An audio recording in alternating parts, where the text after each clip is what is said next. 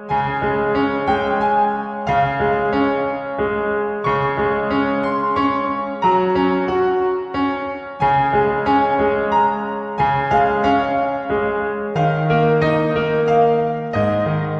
sendo Jesus batizado, saiu logo da água, e eis que se lhe abriram os céus, e viu o Espírito de Deus descendo como pomba e vindo sobre ele.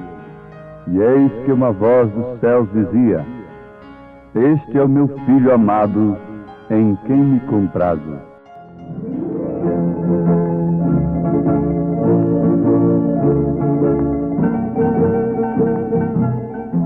Ouvintes, Deus vos abençoe enquanto ouvimos da sua palavra. Sabemos que ela é alimento para a alma, alimento para o espírito. A Igreja de Nosso Senhor Jesus Cristo tem o Evangelho como alimento espiritual. O Evangelho é justamente para preparar o homem para os céus. O Evangelho de Nosso Senhor Jesus Cristo é para preparar o homem para os céus. Agora, não há um homem e uma mulher que sabe enfrentar a vida, esse período aqui na Terra, melhor do que aquele que está bem preparado para os céus. Porque se não somos preparados para os céus que são compostos, ou seja, o céu que é composto de coisas muito maiores e melhores do que a da terra, como poderíamos então pensar em tão grandes coisas como o céu, a glória eterna? Então o Evangelho nos prepara para coisas muito maiores do que a da terra. E uma vez preparados para gozarmos e tomarmos posse de coisas muito maiores do que as coisas efêmeras deste mundo, nós sabemos, nós tratamos, nós vivemos durante o tempo que estamos aqui com muito mais aptidão, com muito mais capacidade, com muito mais certeza, porque aquele que é fiel no mínimo é no máximo. Então nós devemos pensar numa coisa muito importante nesse instante. É que o céu desceu na terra. Deus se encarnou. Nasceu de mulher, por isso é filho. Jesus Cristo foi totalmente homem e foi totalmente Deus. Por fora, ele foi totalmente homem. Foi um tabernáculo humano, sendo tentado em tudo que somos tentados, enfrentando todas as dificuldades que um ser humano pode enfrentar aqui na Terra. Foi Deus se fazendo carne, participando da natureza humana. Mas o que morava ali, o que habitava ali, era o próprio Deus, o próprio Espírito Santo. E sendo Jesus batizado, saiu logo da água, e eis que se lhe abriram os céus, e viu o Espírito de Deus descendo como pomba e vindo sobre ele. E eis que uma voz dos céus dizia: Este é o meu Filho amado, em quem me comprazo. Está escrito no Evangelho de São Mateus, capítulo 3, versículo 16, versículo 17. João Batista apontou Jesus Cristo como Cordeiro de Deus. E, de fato, este Cordeiro foi anunciado desde o Éden. Ele é o Cordeiro, o animal mais obediente, mais manso, ali dentro da água, e vindo agora sobre ele a ave mais pura, a pomba. O Espírito Santo vindo de uma maneira especial. Deus vindo habitar naquele tabernáculo, naquele cordeiro. Ali não podia estar um lobo, porque ele fungaria e não obedeceria à pomba. A pomba alçaria voo logo em seguida. Mas ali estava um cordeiro. Isto é mais do que bonito. Isto é alimento para nós. Suponho que todos vocês que estão me ouvindo nesta hora concordam e podem ver isto nas Escrituras. A pomba como um símbolo do Espírito Santo e o cordeiro como o tipo verdadeiro daquele que foi imolado em nosso lugar. O animal mais manso dos animais. Então ali estavam a ave mais pura e o animal mais manso. Ave e animal de sacrifício. Porque a pomba também era uma ave de sacrifício. Como isso tipifica perfeitamente Jesus sendo o Cordeiro de Deus e a pomba sendo o próprio Deus nele. A palavra, o Espírito Santo não haveria pousado sobre um animal rebelde, sobre um lobo, sobre um bode rebelde, porque a natureza destes animais não são corretas. Tinha que ser natureza correta. Tinha que ser ambos da mesma natureza. Agora, essa é a forma que deve ser conosco. Nossa natureza tem que ser mudada do pecador temperamental à mansidão do Cordeiro. Quando Jesus falou com Nicodemos a linguagem do novo nascimento, ele não entendeu, embora sendo um homem entendido, embora sendo um homem culto, embora sendo um teólogo, embora sendo um homem que conhecia as Escrituras, mas ele ficou no ar quando Jesus disse: necessário te é nascer de novo se quiser entrar no reino dos céus.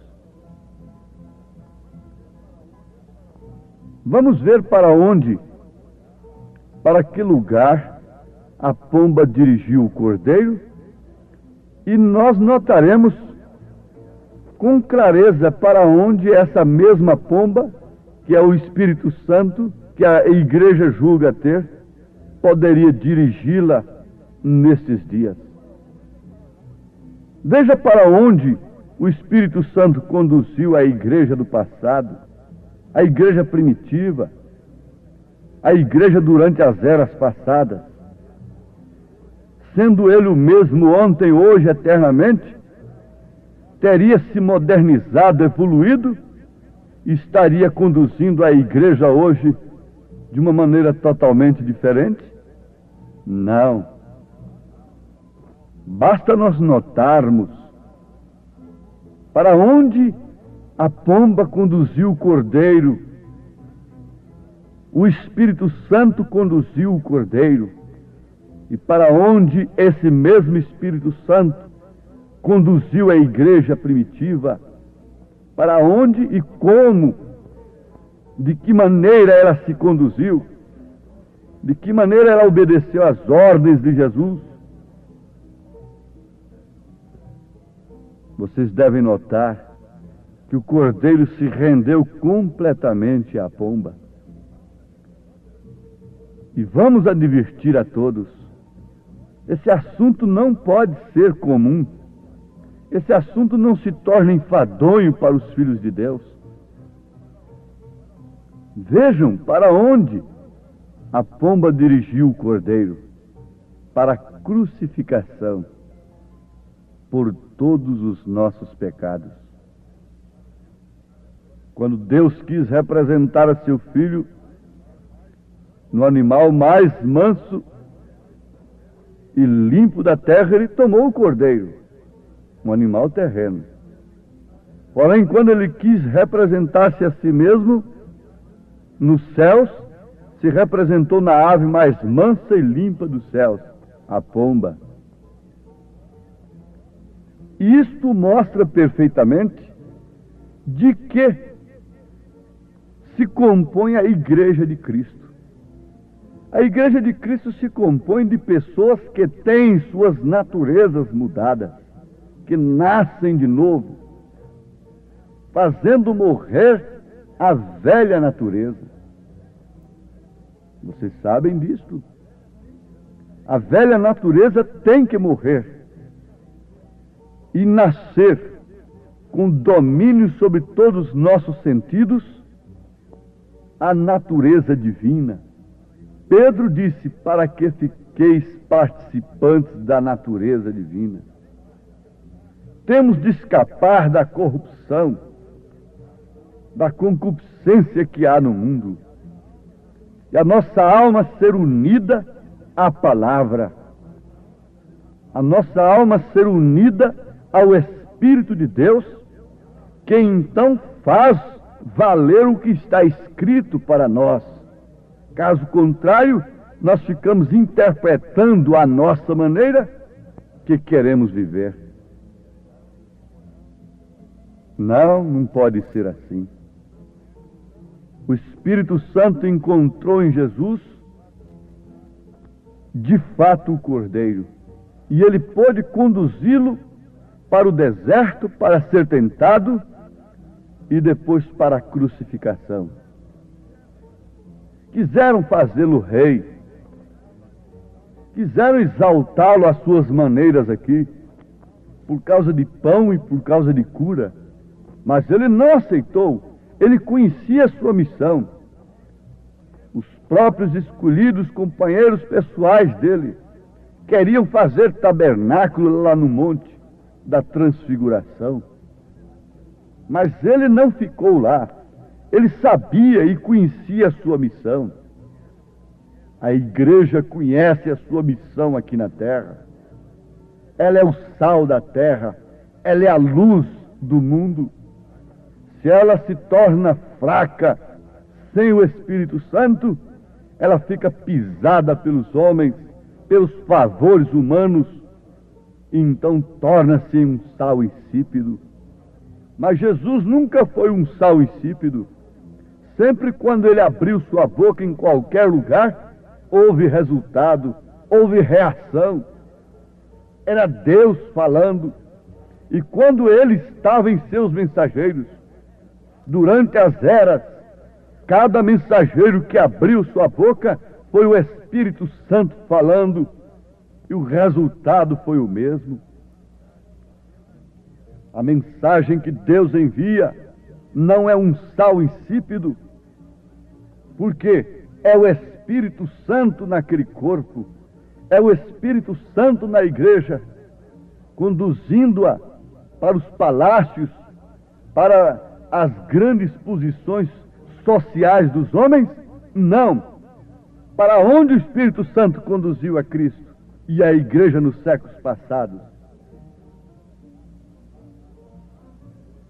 Basta nós pararmos um pouquinho e veremos em que enredo temos caído, e gritaremos por misericórdia em tempo, e ocuparemos o nosso tempo que nós dedicamos a Deus em busca do verdadeiro batismo do Espírito Santo. Quando o batismo do Espírito Santo verdadeiro vem sobre a igreja, ela faz a vontade de Deus. Ela é dirigida por Deus. Ela é dirigida pelo assim diz o Senhor. Ela passa a se inteirar intimamente, de coração, da sua posição aqui na terra.